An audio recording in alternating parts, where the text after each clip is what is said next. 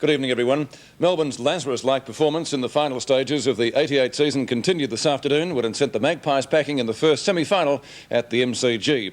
After a fiery opening and an even first quarter, the Demons made the decisive move in the second term. To its credit, Collingwood mounted a couple of comebacks, but playing catch-up football finally proved too much. Melbourne's 13-point win sends it into another preliminary final, this time against Carlton, while for the Magpies, it's mothballs yet again. The big occasion obviously caught up with both sides before the opening bounce, and this wrestling match lasted over 2 minutes. When the game finally began, it was the Irish connection of White and Steins who combined for Melbourne's first. Ron McEwen did exceptionally well to get the ball to Brian Taylor for the Magpies first, but Melbourne still had the lead.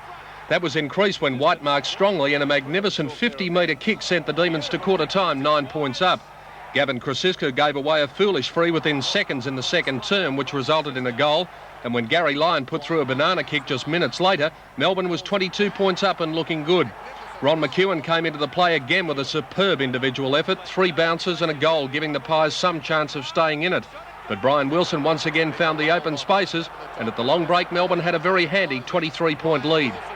In the space of 3 minutes after half-time, Collingwood put themselves back in the game, Taylor snapping one quickly, and then Matt Ryan coming up with the play of the day to reduce the margin to 11 points.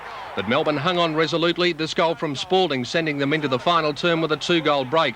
Any hopes of a Collingwood revival were shattered when Steve Newport's 65-metre kick took a right-angle bounce through the middle. In the dying minutes, Brian Taylor took 2 marks for 2 goals, but all too late. For the second year in a row, John Northey will lead the Demons into the preliminary final. Again, for Lee Matthews and his Magpies, disappointment. And after the match, Bernie Quinlan spoke to Demons coach John Northey. Obviously, there's plenty of spirit there, plenty of, I suppose, love for each other. Yes, I'd agree with that. You know, it comes from the heart, and the boys really try hard for one another. Their teammate is their best mate, and they work hard for him.